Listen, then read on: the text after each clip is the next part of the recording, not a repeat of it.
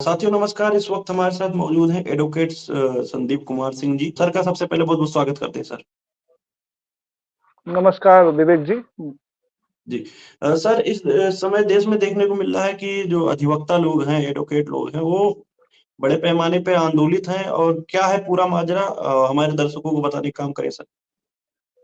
नहीं, आज रिसेंट अभी अभी मैं न्यूज़ देख के आ रहा हूँ। लखनऊ हाई कोर्ट में भी हड़ताल जारी है और दिल्ली में तो चालू ही है, अब लगभग पूरे देश में आ चुकी है।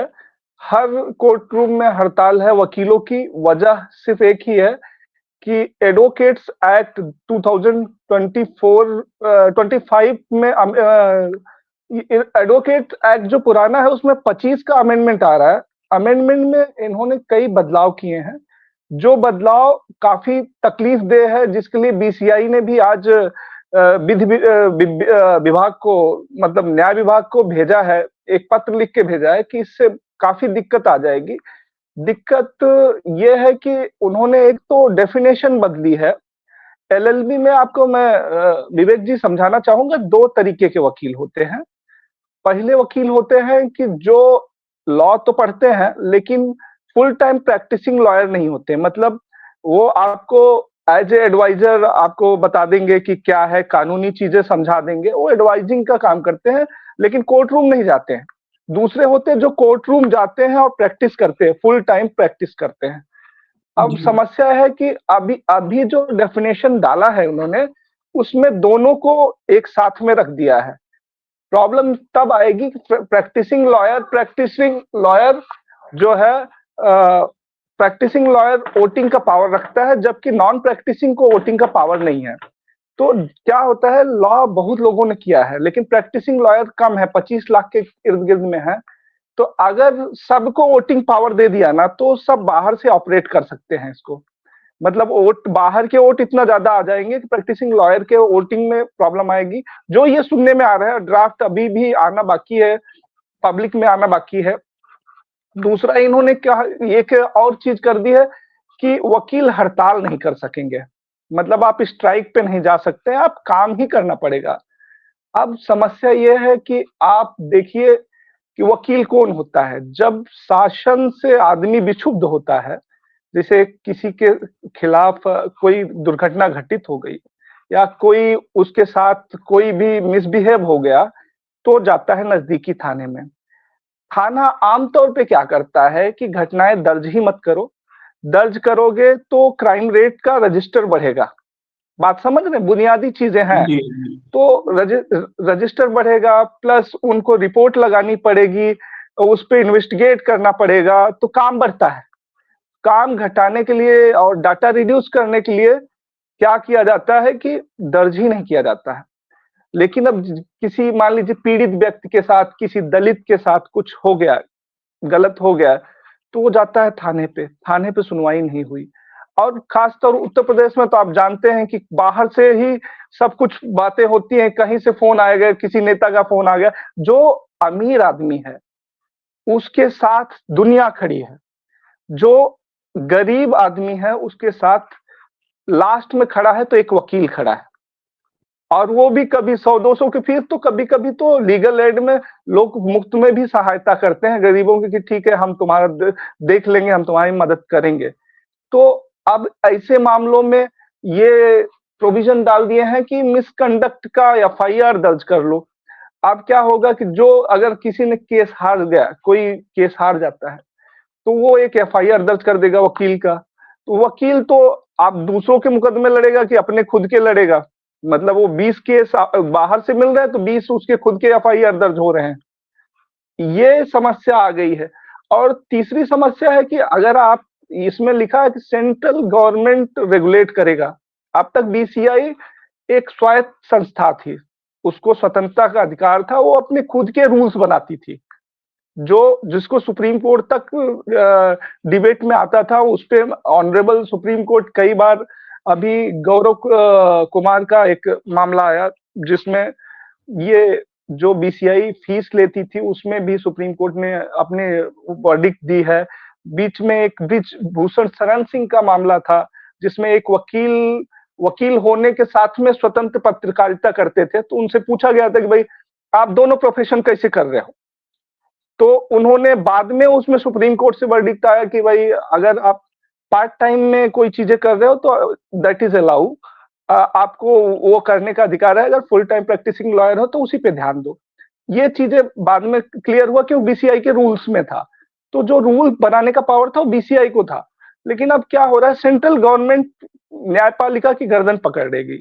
तो वो उससे वकील नाराज हैं कि नाराजगी की ये बात भी है कि आप जानते होंगे देश में एक जनहित याचिका का एक कॉन्सेप्ट है कि जहां एक खास वर्ग को दिक्कत है, कोई भी वकील जनहित के मामलों को direct supreme court, high court में चैलेंज करता था कि साहब ये गलत हो गया, ये समाज में गलत हो रहा है। तो न्यायपालिका को ये अधिकार है कि ऐसे कानून जो संविधान को हिट करते हैं, जो संविधान के मौलिक अधिकारों को हिट करते हैं, वैसे कानून को एक सिरे से खारिज कर दे। आप समझते होंगे आर्टिकल 13 है हमारे संविधान का, जो ये कहता है कि जो संविधान के अनुकूल चीजें नहीं है वो एक सिरे से खारिज हो जाएंगी। तो सरकारें जब भी इस चीज को बनाने जाती है तो वकील जाके एक पीआईएल डाल देता है, जनहित याचिका डाल दिया और वहां से वो खारिज हो जाती है। तो अब उस पे भी धीरे धीरे पकड़ बनाने की कोशिश हो रही है, जिसके लिए इतना हंगामा बरपा है। जी, तो क्या इतना आसान है सर? इस तरह तो देखने को मिल रहा है कि जिस तरह किसानों के ऊपर जो शिकंजे कसने की बातें थी, मजदूरों के ऊपर जो मामला लेकर आए, किसान मजदूर, अब जो जो सबकी लड़ाई लड़ता है, अगर लोग मतलब प्रशासन से अगर हार मान जाते हैं तो वकील के पास जाते हैं, तो अब तो वकीलों की कमर तोड़ने की बातें की जा रही है, तो काले कानून के विरोध में लाया जा रहा है। तो क्या आप लोगों की क्या तैयारी है कि आगे? नहीं, देखिए वकीलों ने तो भारत की आजादी आजादी ही लड़के दिला दी है। आप जानते हैं महात्मा गांधी वकील थे, बी आर अम्बेडकर बाबा साहब ये थे जो जो महापुरुष हैं जिन्होंने लड़ाई लड़ी, सब ने लॉ की डिग्री की थी और उनको कानून पता था, उन्होंने कानून बनाया। अब उन पे नकेल कसना इतना आसान तो है नहीं।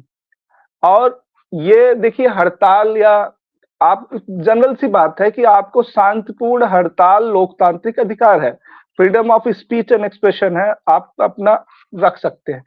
समस्या क्या आ रही थी कि चलिए कुछ जगहों पे बेवजह हड़तालें हो जाती हैं कि भाई दो कुछ भी हुआ, चार वकीलों ने मिलके कुछ हड़ताल के तरीके के कर दिया, ये मतलब ये समस्या कोर्ट्स की आती रहती कि हड़ताल हो गई, हड़ताल हो गई। लेकिन इसके लिए सिर्फ वकील जिम्मेदार नहीं है। अगर देश में 4.5 करोड़ के करीब केसेस पेंडिंग हैं, तो वकील नहीं जिम्मेदार है। उसके लिए आपको कोर्ट रूम्स बनाने पड़ेंगे, आपको उस तौर तरीके के आपको हायर करने पड़ेंगे कि फास्ट डिस्पोजल हो, स्पीडी डिस्पोजल हो। जुडिशरी में आपको जजेस की नियुक्ति करनी पड़ेगी, तो जाके देश से वो अच्छा, आप खुद भी जानते हैं कि ज्यादातर केसेस प्रशासनिक मामलों के हैं। मतलब गांव में झगड़ा हो गया तो एफआईआर हो गई, अब 25 से 35 साल चला। कोई दीवानी का मामला आप अब तो जानते होंगे, बोलते दीवानी दीवाना कर देगी, तो दीवाना कर देती है इसलिए कि भाई डेट पे डेट पड़ रही है, डिस्पोजल नहीं हो पा रहा है। क्यों डिस्पोजल नहीं हो पा रहा? क्या जजेज का इंटेंशन नहीं है? जजेज का इंटेंशन है, वो तो फटाफट चाहते हैं कि डिस्पोजल हो। लेकिन आप समझिए एक दिन में डिस्पोजल का जो लेंथी प्रोसेस है, एक दिन में करने में अगर मान लो 10 केस निपटाए तो 200 रजिस्टर हो गए, तो कैसे निपटेगा ये? इसके लिए कोर्ट रूम्स बढ़ाए जाने चाहिए, जजेस बढ़ाने चाहिए। लॉ कॉलेजेस की भी भूमिका रहेगी कि ज्यादा से ज्यादा वकील को प्रशिक्षित किया जाए ताकि वो गुणवत्तापूर्ण फैसले दिला पाए लोगों को, जल्दी किए करें। तो ये दिक्कतें आ रही हैं। मैं समझ रहा हूँ कि देश बदलाव की स्थिति में है, जी लेकिन सर, बदलाव सर कुछ कुछ क्वेश्चन ये यहाँ पर ये है कि अब जो आरोप लगा रहे हैं कि जो हमारे जो मतलब जो धरना प्रदर्शन करना हुआ या हड़ताल पे जाना हुआ उसके राइट मतलब छीनना चाहते हैं, और जो बाहरी जो जिनको बता रहे हैं कि एलएलबी मतलब करते हैं कुछ लोग पार्ट टाइम के लिए, लेकिन वो बाहर से आके वोट कर देंगे, तो इससे केंद्र सरकार को क्या फायदा होगा? वो किस लिए अपने समर्थन में ये बिल लाना चाहती है? क्या मतलब क्या है ये? दर्शकों को हमारी जानकारी दीजिए सर, केंद्र सरकार को क्या नहीं दिक्कत है इससे? नहीं, केंद्र सरकार को दिक्कत यह है कि देखो, अगर जुडिशरी, आप जानते हैं भारत में 3 स्तंभ है, प्रशासन, न्यायपालिका और ये अपना एग्जीक्यूटिव विधायिका हो गया, और कार्यपालिका, न्यायपालिका। विधायिका। हाँ, तो विधायिका को दिक्कत है, आप समझ रहे हैं। विधायिका अपने कानून बना रही है, अभी कानून कौन ला रही है? विधायिका। जुडिशरी पे उनका इंटरफेरेंस नहीं है, आप ये समझिए। न्यायपालिका पे, न्यायपालिका लगभग सर्वोच्च की स्थिति में है। न्यायपालिका मतलब एक कोई भी कानून बन गया, अगर वो कानून संविधान के खिलाफ है, न्यायपालिका जगह से खारिज कर देती है। तो आप ये समझिए कि न्यायपालिका सुपर की स्थिति में है कि वो सर्वोच्च है।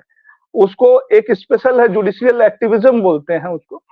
आप वो अगर उसको सुमोटो ले लेती है, सुप्रीम कोर्ट को ये लगता है कि अगर ये चीजें गलत हैं, देश हित में नहीं है, या इससे किसी की मौलिक अधिकारों पे खतरा है, संविधान के अनुरूप नहीं है, तो खारिज कर देती है। अब क्या है, वकील पहले वकील होता है, फिर वकील से ही जज बनता है, मतलब प्रोसेस ये भी है। तो अभी कमांड अगर वकीलों पे ही आ जाएगी तो फिर वहां तक पहुंचा जा सकता है, समझ रहे हैं। तो ये एक तरीके से लोकतंत्र का खतरा है, इसलिए वकील सड़क पे है। जी। तो साथियों, जो भी लोग इस वीडियो को देख रहे हैं और वीडियो को ज्यादा से ज्यादा तक शेयर करें।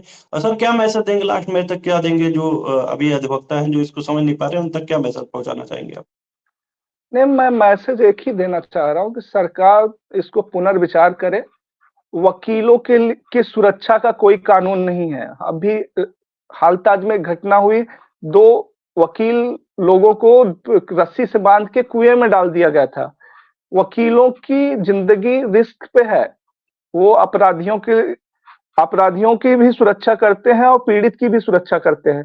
किस किस तौर पे सुरक्षा करते हैं? आपके कानूनी अधिकारों की बात करते हैं कि आपके कानून पे, आप देखे होंगे देश में का अजमल कसाब का भी ट्रायल हुआ, उसका भी यहाँ केस चला, उसका भी फैसला आया। चाहते तो सीधे फांसी दे देते, लेकिन जो भारत के मूल तत्वों में निहित है कि हम एक ट्रायल देते हैं, हमारे यहाँ कानून का सर्वोच्च दर्जा है। और वो काम क्या, अजमल कसाब का वकील नहीं था, उसका भी वकील था। जिसको वकील नहीं मिलता उसको सरकारी वकील दिया जाता है। जो गरीब है उसके लिए सरकारी वकील मिलता है, जो सरकार से पैसे लेता है। तो आप ये समझिए कि अगर इस तरीके से हुआ तो बहुत लोकतंत्र का एक स्तंभ हिल जाएगा। मैं जी। यही सरकारों से कहना चाहता हूं कि आप पुनर्विचार कीजिए। जो चीजें हैं आप उस पे पहले से समीक्षा कीजिए, जो कानूनविद हैं देश में उनसे बात कीजिए, उसके बाद कोई फैसला लीजिए, कानून बनाइए। ठीक है, लेकिन कानून ऐसा है कि अभी जरूरत है, कोर्ट रूम्स की जरूरत है, न्यायाधीशों की जरूरत है, और स्पीडी डिस्पोजल की जरूरत है, और इलेक्ट्रॉनिक चीजें बढ़ाने की जरूरत है, पुलिस थानों जी। की जरूरत है। जिस हिसाब से जनसंख्या बढ़ी है, आप देखिए ना, महाकुंभ में क्या हुआ।